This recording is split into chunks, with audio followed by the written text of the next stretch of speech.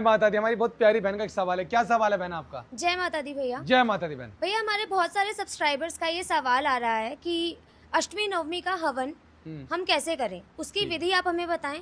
दूसरी चीज, अष्टमी नवमी पे जो कन्याओं का पूजन होता है, उसमें जो भी हम भोग बनाते हैं कन्याओं को जिमाने के लिए, उसमें हमें क्या क्या करना चाहिए, माता का विसर्जन हमें कैसे करना चाहिए, इन सब चीजों की भैया आप हमें विधि बताएं। आपका समय ना गवाऊं और वीडियो ज़्यादा लंबी ना हो तो शॉर्टकट में बता देता हूँ। जी भैया।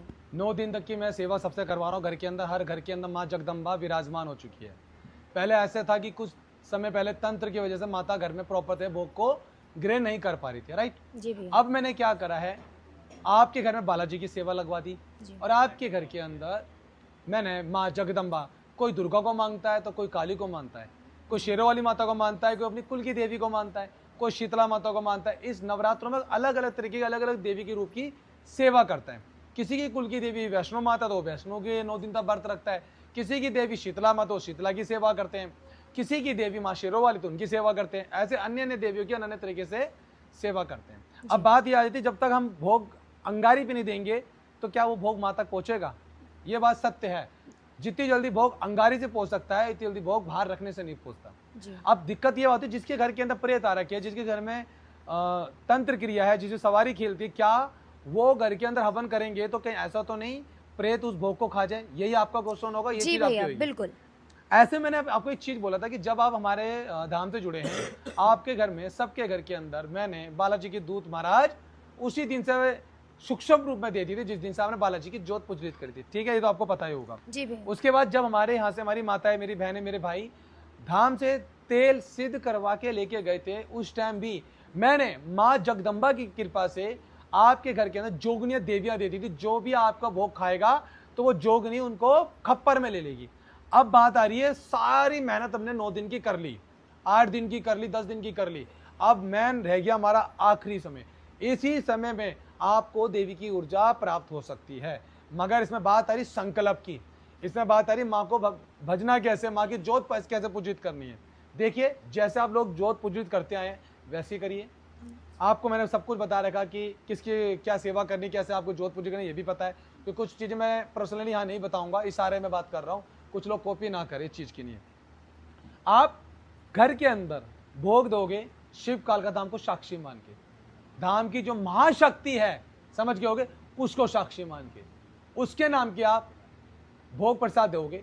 आप संकल्प लोगे, मेरा नाम ये है, मेरा गोत्री है, मैं ऐसे करके शिव काल का धाम की शक्ति से जुड़ा हुआ, धाम से जुड़ा हुआ, माँ जगदम्बा मैं समझ, मेरा नाम, मेरा गोत्री है, मेरा घर का एड्रेस है, मैं आपके नाम की कंचका बिठा रहा हूं और छोटी सी अंगारी दे रहा हूं जिसे हम हवन कहते हैं। उसके बाद उसको बोल के कि मैं आपको भोग दूं, स्वीकार करना। हे धाम की महाशक्ति, इस हवन को सफल बनाना, छोड़ देना जल को। जल को छोड़ने के बाद गणपति जी को याद करना, बालाजी महाराज को याद करना और धाम की महाशक्ति को याद करना, जो कि आपको पता ही है, नीचे नाम लिखने की जरूरत नहीं है। ठीक है, अब आपको जोत पूजी करनी है।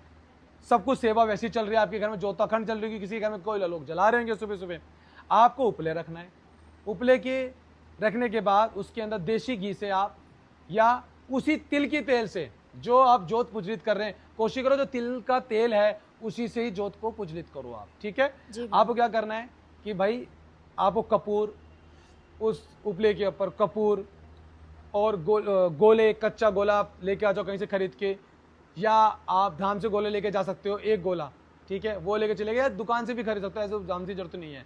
दुकान से छोटा गोला खरीदो, गोले के टुकड़े कर देना, उस गोले को उपले पर रखना। उपले को जलाने से पहले आपको करना क्या है, उपले को आपको गैस के ऊपर, चूल्हे के ऊपर उसको बढ़िया से जला लेना। जलाने के बाद गरम गरम जब आपको लगे ना आप अंगारी देनी, उस गोले को वहाँ उपले को वहीं रख देना। उपले को रखने के बाद उस पर कपूर डालना और माँ जगदम्बा की जोत को उठा के उस साइड पर रख देना। ऑटोमेटिकली माँ की जोत उस पर प्रसन्न हो जाएगी। नहीं भी होती कोई दिक्कत नहीं है, आप मन से माँ को याद करना, कपूर चारों तरफ डाल देना और जैसे आप माची को जलाओगे तुरंत जोत आ जाएगी, तो माँ वैसी प्रसन्न होगी। उसमें आपको भोग कैसे देना है, सबसे पहले 2 लौंग गणेश जी की दे देना जी, 2 लौंग माँ दुर्गा माता की दे देना, 2 लौंग अपने गुरु के नाम की दे देना जिसको गुरु आप मानते हो, 2 लौंग आप अग्निदेव को दे देना, 2 लौंग धाम की शिव काल का धाम की समस्त शक्तियों का नाम लेकर 2 लौंग उसको दे देना। उसके बाद जो भी आपने भोग प्रसाद, माँ का हलवा, पूड़ी, सब्जी जो भी आपने बनाई है, अन्य अन्य में थोड़ा थोड़ा भोग लेके जिस शक्ति को आप मानते हो, दुर्गा काली, कि माँ मैं छोटी सी अंगारी में दुर्गा माँ काली तुझे भोग देती हूँ, उसे स्वीकार। उंगली ये रहेगी, स्वाहा, मन से बोल के हलवा पूड़ी स्वाहा डाल के थोड़ा जल उसके बाद चारों तरफ कोने में डाल देना, आपकी सेवा यहाँ शुरू हो जाती है। उसके बाद आप कंजका बिठा सकते हो। कंजका बिठाए, घर में आने से पहले बच्चे के पैरों को धो, उनके पैरों को चूमो बढ़िया से, उनको खुश करके भेजो। 9 से 10 बच्चे, 11 बच्चे, जितनी माँ की आज्ञा उतने बच्चे को बिठाओ, उनका पूरा तिलक उलक करो, उनकी पूजा करो प्रॉपर तरीके। बहुत से लोग तो आरती भी करते हैं बच्चों की, आप आरती भी करो उनकी, उन्हें भोग प्रसाद दो, उनको बढ़िया से रजू करके खुश करके बच्चों को भेजो। उसके बाद जब बच्ची जब चली जाती है घर से, तभी माता आपके घर से विदा हो जाती है। अब ऐसे में बात होगी कि भैया जोत जल रही है तो हम चीजें हटा नहीं सकते, जब तक आप नहीं हटा सकते, जब तक जोत जल रही है और अभी हवन ठंडा नहीं हुआ है। पूरे घर के अंदर जल छिड़कोगे बच्चों को जाने के बाद कि माँ अपनी कृपा बनाए रखना, हमारे घर से जो भी रोग दोग तंत्र क्रिया मसान क्रिया घर से बाहर करो, ऐसी कृपा बनाए रखो, आपके धाम से जुड़े तो हम आपकी सेवा कर पाए, ऐसी कृपा बनाए रखना। उसके बाद शाम होगी, शाम होने के बाद उसी उपले को उठा के भर लिया, जो आपने जो बोई थी वो रख ली। जब तक आपके घर में जो है उपला है घर के अंदर, जो आपने अंगारी लगाई है, तब तक आप लहसुन प्याज नहीं खा सकते। परहेज उस दिन का पूरा पूरा रहेगा, वैसे ही जैसे करते आए हो आप, ठीक है ना। लहसुन प्याज तब भी नहीं खाओगे आप। ये चीज और कुछ पूछना है बहन? जी भैया। हाँ, क्या पूछना चाहती हो और बहन?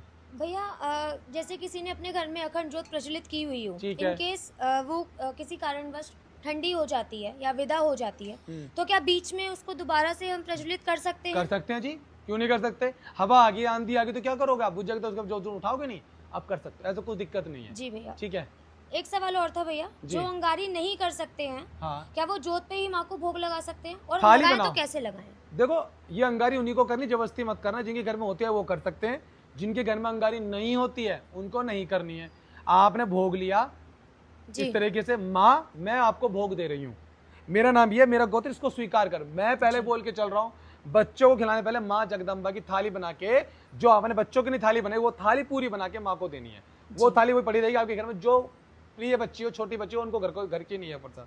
फिर उसके बाद भोग देके आप अपने बच्चों को खिला सकते हो, कन्यादान कर सकते हो, इस तरह के आप कर सकते हो सेवा। जी भैया। ठीक है। और कोई सवाल मेरी बहन? नहीं भैया, यही हमारा सवाल था। ठीक है, यही हमारे पास सारे सवाल ऐसी सेवा करो। और एक चीज और ध्यान रख के चलना, जी। ये आप जब भी कर सकते हो जब आप शिवकाल का धाम से जुड़ोगे। शिवकाल का धाम एक चीज और करने जा रहा है आज ही से, कि आप जब अंगारी दोगे तो मेरी प्रोटेक्शन बहुत तगड़ी लग जाती है। आप ये चीज सेम, आप मान लो धाम से नहीं जुड़े हो, अगले दिन करोगे तो आपके घर में प्रेत खा जाएंगे सारा भोग। क्यों? मैंने आपके घर में पहले जो बालाजी की दूध दे रखे हैं, माँ दूतनियां दे रखी हैं, सेवा लगा रखी, बंधन लगा रखे, पूरा हाथ है मेरा, तभी आप भोग दे पा रहे हो। अगर आप जिस दिन धाम से हटते हो या धाम से कोई बात होती नहीं आते हो, तो आप सोचोगे हम दोबारा वैसे ही कर लेंगे, तो लगेगा नहीं, प्रेत ही खाएगा और प्रेत ताकतवर हो जाएगा। जय श्री महाकाल। जय श्री महाकाल।